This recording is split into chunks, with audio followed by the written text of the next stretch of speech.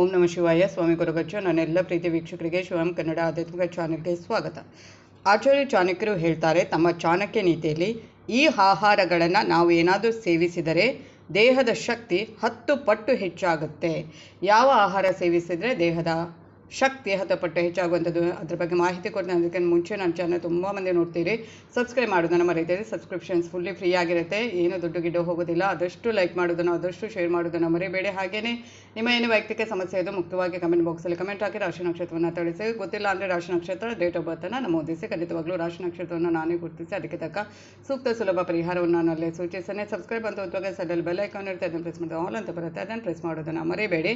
ಹಾಗೆಯೇ ಆಧ್ಯಾತ್ಮಿಕಕ್ಕೆ ಅಥವಾ ಜ್ಯೋತಿಷಕ್ಕೆ ಸಂಬಂಧಪಟ್ಟ ಏನು ಪ್ರಶ್ನೆ ಇದು ಕೂಡ ಮುಕ್ತವಾಗಿ ಕೇಳಬಹುದು. ಹಾಗೆಯೇ ನಾನು ನಿಮ್ಮ ಜೊತೆ ಯಾವತ್ತೂ ಇರ್ತೇನೆ. ನಾನು ನಮ್ಮಿರೋ ಶಿವದೇವರ ಹಾಗೂ ಕುರುಗ ಜೊತೆ ಆಶೀರ್ವಾದ ನನ್ನೆಲ್ಲ ಪ್ರೀತಿ ವೀಕ್ಷಕರ ಮೇಲೆ ಸದಾ ಇರುತ್ತೆ ಅಂತ ಹೇಳ್ತಾ, ಆಚಾರ್ಯ ಚಾಣಕ್ಯರು ತಮ್ಮ ಚಾಣಕ್ಯ ನೀತಿಯಲ್ಲಿ ಈ ಆಹಾರಗಳನ್ನು ಸೇವಿಸುವುದರಿಂದ ದೇಹದ ಶಕ್ತಿ ಹೆಚ್ಚಾಗುತ್ತೆ ಅಂತ ಹೇಳಿದ್ದಾರೆ. ನೀವು ಸೇವಿಸುವುದಾದರೆ ಇಂಥ ಆಹಾರಗಳನ್ನು ಸೇವಿಸಬೇಕೆಂದಿದ್ದಾರೆ. ಚಾಣಕ್ಯರ ಪ್ರಕಾರ ನಾವು ಯಾವ ಆಹಾರ ಸೇವಿಸಿದರೆ ಒಳ್ಳೆಯದು? ಹಿಂದೂ ಧರ್ಮದಲ್ಲಿ ಕೆಲವೊಂದು ವಸ್ತುಗಳನ್ನು ಸೇವಿಸುವುದನ್ನು ನಿಷೇಧಿತವಾದರೆ, ಇನ್ನು ಕೆಲವೊಂದು ವಸ್ತುಗಳ ಸೇವನೆ 10 ಪಟ್ಟು ಹೆಚ್ಚು ಶಕ್ತಿಯನ್ನು ನೀಡುತ್ತೆ ಅಂತ ಉಲ್ಲೇಖಿಸಲಾಗಿದೆ. ದೇಹಕ್ಕೆ ಉತ್ತಮ ಶಕ್ತಿಯನ್ನು ನಾವು ಅನೇಕ ರೀತಿಯ ಧಾನ್ಯಗಳನ್ನಾಗಿರ್ಬೋದು, ಹಾಲು, ತರಕಾರಿ, ತುಪ್ಪ ಇತ್ಯಾದಿಗಳನ್ನು ಸೇವಿಸುವ ಮೂಲಕ ಪಡೆದುಕೊಳ್ಳಬಹುದು.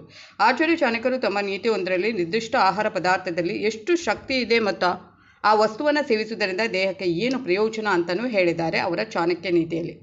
ಮೊದಲನೇದಾಗಿ, ಹಿಟ್ಟಿನಿಂದ ತಯಾರಿಸಿದ ಆಹಾರವನ್ನು ಸೇವಿಸಿದರೆ ಒಳ್ಳೆಯದು ಅಂತ ಹೇಳಿದ್ದಾರೆ. ಒಂದು ಶ್ಲೋಕದ ಮೂಲಕ ಚಾಣಕ್ಯರು ಆಹಾರ ಸೇವನೆ ಹೇಗಿರಬೇಕು ಎಂಬುದನ್ನು ವಿವರಿಸಿದ್ದಾರೆ. ನಾವು ಸೇವಿಸುವ ಆಹಾರ ನಮ್ಮ ದೇಹಕ್ಕೆ ಸಾಕಷ್ಟು ಶಕ್ತಿಯನ್ನು ನೀಡುವಂಥದ್ದು. ಅದರಲ್ಲೂ ಹಿಟ್ಟಿನಿಂದ ಮಾಡಿದ ಆಹಾರ ಪದಾರ್ಥಗಳನ್ನು ಸೇವಿಸಬೇಕು.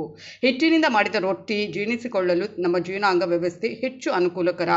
ಈ ಕಾರಣದಿಂದಾಗಿ ದೇಹವು ನಿಂತಿರುವ ಆಹಾರಕ್ಕಿಂತ ಹೆಚ್ಚಿನ ಶಕ್ತಿಯನ್ನು ಹಿಟ್ಟಿನಿಂದ ಹೀರಿಕೊಳ್ಳಲು ಸಾಧ್ಯವಾಗುತ್ತೆ. ಈ ಶಕ್ತಿಯು ವ್ಯಕ್ತಿಯನ್ನು ದಿನವಿಡೀ ಕೆಲಸ ಮಾಡುವ ಸಾಮರ್ಥ್ಯ ಹೊಂದುವಂತೆ ಮಾಡುತ್ತೆ. ಹಾಗೆಯೇ ನೆಕ್ಸ್ಟ್ ನೋಡೋದಾದರೆ, ಹಿಟ್ಟಿಗಿಂತ ಹಾಲಿನ ಸೇವನೆ ಉತ್ತಮ.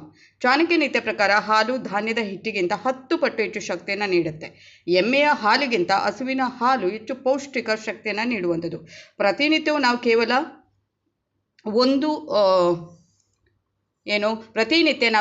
ಒಂದು ಗ್ಲಾಸ್ ಹಾಲನ್ನು ಸೇವಿಸುವುದರಿಂದ ಅನೇಕ ರೀತಿಯ ರೋಗಗಳಿಂದ ಮುಕ್ತವಾಗಬಹುದು ಅಥವಾ ಆರೋಗ್ಯದ ಸಮಸ್ಯೆಗಳಿಂದ ಕೂಡ ಮುಕ್ತಿಯನ್ನು ಹೊಂದಬಹುದು. ಹಾಲು ಎನ್ನುವುದು ಪುರುಷರಿಗೆ ಮಹಿಳೆಯರಿಗೆ ಸಮಾನವಾದ ಪ್ರಯೋಜನವನ್ನು ನೀಡುವಂಥದ್ದು. ಹಸುವಿನ ಹಾಲು ದೇಹದ ರೋಗ ನಿರೋಧಕ ಶಕ್ತಿಯನ್ನು ಹೆಚ್ಚಿಸುವ ಅನೇಕ ಅಂಶಗಳನ್ನು ಕೂಡ ಒಳಗೊಂಡಿರುತ್ತೆ. ನೆಕ್ಸ್ಟ್ ನೋಡೋದಾದರೆ, ಹಾಲಿಗಿಂತ ಮಾಂಸಾಹಾರ ಸೇವನೆಯಲ್ಲಿ ಹೆಚ್ಚು ಶಕ್ತಿ ಅಂತಲೂ ಹೇಳಿದ್ದಾರೆ. ಹಾಲು ಶಕ್ತಿ ನೀಡುತ್ತೆ ಎಂದು ಆಚಾರ್ಯ ಚಾಣಕ್ಯರು ಹೇಳುವಂಥದ್ದು. ಆದರೆ ಮಾಂಸಾಹಾರ ಹಾಲಿಗಿಂತ 8 ಪಟ್ಟು ಹೆಚ್ಚು ಶಕ್ತಿ ಹೊಂದಿದೆ ಎಂಬುದನ್ನು ಕೂಡ ನೀತಿಯಲ್ಲಿ ಉಲ್ಲೇಖಿಸಲಾಗಿದೆ. ಮಾಂಸಾಹಾರವನ್ನು ಪ್ರಕೃತಿ ವಿರುದ್ಧವಾಗಿ ಪರಿಗಣಿಸಲಾಗಿದೆ. ಶಾಸ್ತ್ರಗಳ ಪ್ರಕಾರ ಯಾವುದೇ ಜೀವನ ಕೊಲ್ಲುವುದು ಕೂಡ ಪಾಪ. ಈ ಕಾರಣಕ್ಕಾಗಿ ಮಾಂಸಾಹಾರವನ್ನು ತ್ಯಜಿಸಬೇಕು. ಮಾಂಸಾಹಾರಕ್ಕಿಂತ ಹೆಚ್ಚು ಶಕ್ತಿ ನೀಡುವ ಮತ್ತೊಂದು ಸಸ್ಯಾಹಾರದ ಬಗ್ಗೆ ಚಾಣಕ್ಯ ಹೀಗೆ ಹೇಳ್ತಾರೆ. ಅದು ಏನು ಅಂದರೆ, ಹಸುವಿನ ಹಾಲಿನಿಂದ ಮಾಡಿದ ತುಪ್ಪ. ಈ ತುಪ್ಪವನ್ನು ತಿನ್ನುವುದರಿಂದ ದೇಹ ಮಾಂಸಾಹಾರಕ್ಕಿಂತ 10 ಪಟ್ಟು ಹೆಚ್ಚು ಶಕ್ತಿಯನ್ನು ಪಡೆದುಕೊಳ್ಳುತ್ತೆ. ತುಪ್ಪ ತುಂಬ ಪೌಷ್ಟಿಕವಾದ ಆಹಾರ, ದೇಹಕ್ಕೆ ಶಕ್ತಿಯನ್ನು ನೀಡುತ್ತೆ. ಶುದ್ಧ ತುಪ್ಪವನ್ನು ನಿಯಮಿತವಾಗಿ ಸೇವಿಸಿದರೆ ವ್ಯಕ್ತಿ ದೀರ್ಘಕಾಲದವರೆಗೆ ವೃದ್ಧಾಪ್ಯದ ಕಾಯಿಲೆಗಳಿಂದ ಸುರಕ್ಷಿತವಾಗಿರಬಹುದು. ಆದಾಗ್ಯೂ ಕೆಲವು ಸಂದರ್ಭಗಳಲ್ಲಿ ಇದನ್ನು ಸೇವಿಸಬಾರದು. ಆಚಾರ್ಯ ಚಾಣಕ್ಯರ ಪ್ರಕಾರ ಮನುಷ್ಯನು ಆದಷ್ಟು ಹೆಚ್ಚಾಗಿ ಈ ಮೇಲಿನ ಆಹಾರವನ್ನು ಸೇವಿಸಬೇಕು. ಇಂತಹ ಆಹಾರಗಳನ್ನು ಸೇವಿಸುವುದರಿಂದ ದೇಹ ಶಕ್ತಿಯನ್ನು ಪಡೆದುಕೊಳ್ಳುತ್ತೆ, ಹಾಗೆಯೇ ಗಟ್ಟಿಮುಟ್ಟಾಗುತ್ತೆ, ಹಾಗೆಯೇ ರೋಗ ನಿರೋಧಕ ಶಕ್ತಿ ಹೆಚ್ಚಾಗುತ್ತೆ. ಮಾಂಸಾಹಾರವನ್ನು ಸೇವನೆ ಮಾಡೋದು ಅವರವರಿಗೆ ಬಿಟ್ಟಿರುವ ವಿಚಾರ. ಆದರೆ ಮಾಂಸಾಹಾರಕ್ಕಿಂತ ದೇಸಿ ತುಪ್ಪದಲ್ಲಿ ಇನ್ನೂ 10 ಪಟ್ಟು ಹೆಚ್ಚು ಶಕ್ತಿ ಇದೆ ಅನ್ನೋದನ್ನು ಅವರು ಚಾಣಕ್ಯ ನೀತಿಯಲ್ಲಿ ಹೇಳಿರುವಂಥದ್ದು. ಅನಂತರ ಇನ್ನೊಂದು ಹೇಳಬೇಕು ಅಂದರೆ, ಬೆಳಗ್ಗೆ ಒಂದು ಸಮಯದಲ್ಲಿ 1 ಚಮಚದಷ್ಟು ದೇಸಿ ತುಪ್ಪವನ್ನು ನಾವು ಪ್ರತಿದಿನ ಸೇವಿಸ್ತಾ ಬಂದರೆ, ಅಂದರೆ ಶುದ್ಧ ತುಪ್ಪ ಇರುತ್ತೆ ಅಲ್ವಾ, ಅದನ್ನು ಸೇವಿಸ್ತಾ ಬಂದರೆ ಪ್ರತಿಯೊಂದು ರೋಗವನ್ನು ಕೂಡ ನಾವು ದೂರ ಮಾಡಬಹುದು. ರೋಗ ನಿರೋಧಕ ಶಕ್ತಿ ಹೆಚ್ಚಾಗುತ್ತೆ. ತುಪ್ಪ ಯಾವುದೇ ನೀವು ಅದರ ಬಗ್ಗೆ ಅದರಲ್ಲಿ ಯಾವುದೇ ಕೊಬ್ಬಿನ ಅಂಶ ಇರೋದಿಲ್ಲ.